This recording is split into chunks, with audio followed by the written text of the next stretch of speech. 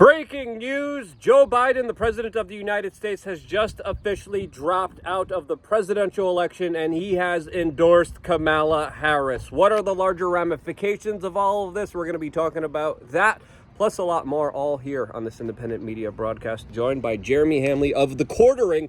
Check him out on YouTube. He does absolutely incredible work as well. We were just sitting down eating here when the news broke, and we couldn't wait to, of course, give you this video because there's so many other things happening right now that are absolutely critically important to talk about.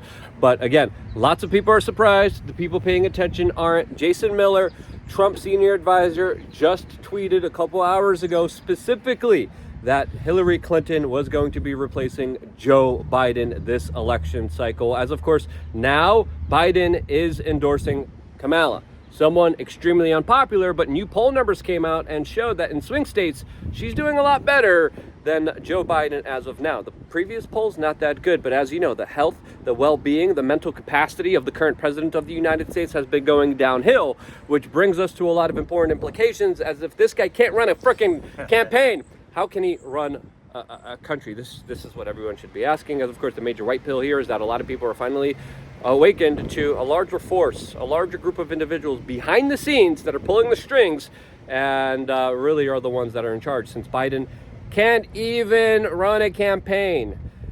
Disaster after disaster for the Democratic political party. Jeremy, what's your reaction from all of this? I am genuinely shocked. I think I've also often said people don't give up power willingly. You can look at Dianne Feinstein, you can look at Mitch McConnell, you can look at Nancy Pelosi.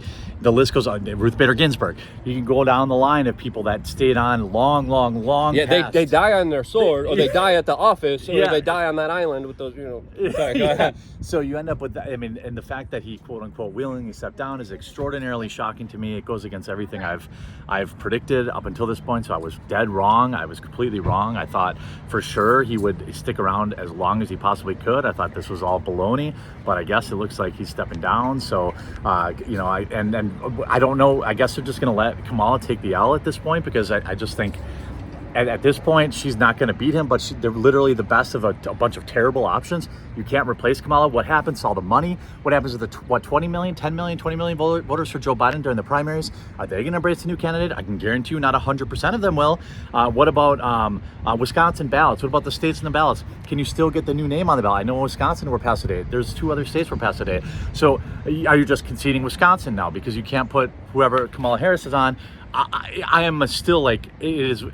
We're drinking from a fire hose on Twitter. I literally had a quesadilla in my mouth, as I usually do, and I put it down. Luke's like, let's go, let's get outside and try to react to this. And it is, I don't know what's going to happen. Yeah. I know it's going to be nuts though. Yeah, and it literally came out in a letter from the Joe Biden official Twitter account that everyone's sharing right now. The Babylon Bee is reporting that Joe Biden has officially dropped out, which is pretty funny. Elon Musk is responding to all of this, but I think there's going to be a lot of dirty tricks kind of played here.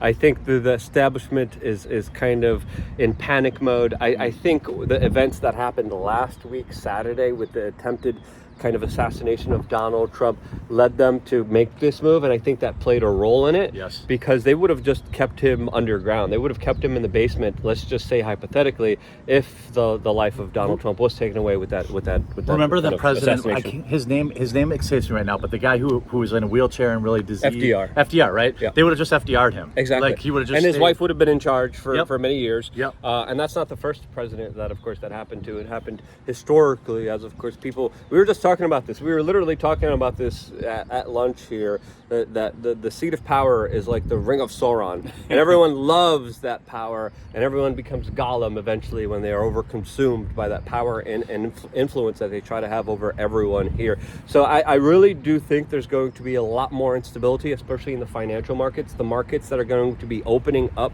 in just a few hours from now on Monday, I think are going to be speaking to the larger instability and the larger uncertainty. Defense companies. As of course, a lot of people are now saying, Donald Trump is going to have a race that he's not going to know he's going to be really running up against. Everyone's saying Kamala, but with the way that things have been going in 2024, you can't give the establishment the benefit of the doubt. In 2024, you cannot believe in coincidences. Coincidences have went away. They don't exist this year. And for you to think that things are coincidental, you're not really paying attention. I think we're seeing a power scramble. I think we're seeing panicked individuals. I think they're trying to save face as much as they can. And I think these are just one of the few larger kind of instabilities that we're going to be seeing days, weeks, and months ahead of us. Because we're still a very long ways away. We're still about, I think, 100 days. 100 days until this election cycle, and I don't think this has ever happened in recorded human history, where the man who they forced through the primaries, the man who's the current president of the United States, has announced that he's unable of running a campaign, of simply speaking to people, talking to people. It is grueling. It is a lot of work. They kept him in the basement.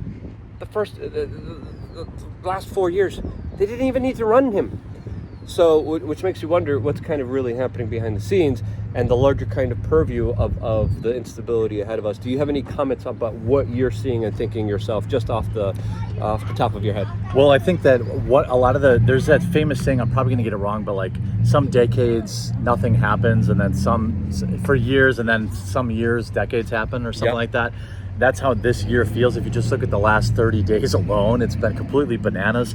I'm questioned with, like, after hanging out with Luke all week long, I've had my eyes open a lot more, but like the people, that have had basically unfettered access to power for the past 4 years, how are they going to react to this? Because we've seen how the system reacts to, a likely Trump victory. They tried everything to stop it. They couldn't stop it. And now, while they were doing that, they lost their puppet. So now they're like, who's going to be who's our new guy? Who's our new puppet? Who's going to do what we want? Who's going to, who doesn't have FU money? Who needs the money? Who needs the power? Who needs the clout? And really, someone who will do anything for power. Kamala Harris. She'll get down and dirty, if you know what I mean. Yeah, she'll get down. Yeah, I think that. And I think it's for all those reasons that, unfortunately for them, if you're a Democrat, Kamala Harris has got to be. Yeah. You can't jump over the black woman unless it's a black trans woman. You can't push her out of the way. All these voters that wanted Joe in the primaries, they don't like Kamala. It's like, how many times have you voted for president? You don't really like their VP. Yeah.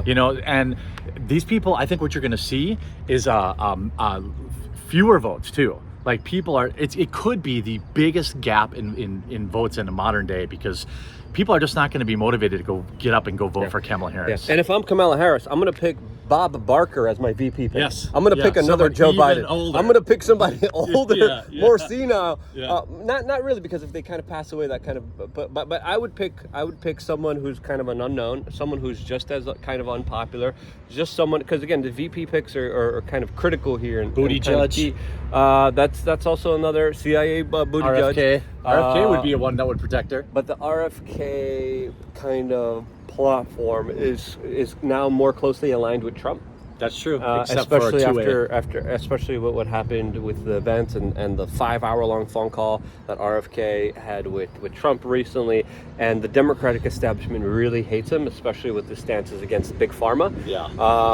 That's a lot of donor money. And that's an incredible amount of donor money. So if I'm Kamala, I'm now picking like the most unpopular white guy in school right now. Yeah. He's got to be really. You really got to pick somebody there strategically, as of course. Trumpian almost. Everyone, yeah. You're gonna have to pick a Trump Republican. Everyone was kind of talking and saying, Joe Biden's pick of Kamala Harris was pretty smart. Yeah, was pretty brilliant. Let's just be honest here. That's a perfect person to keep them in power. He's no longer in power.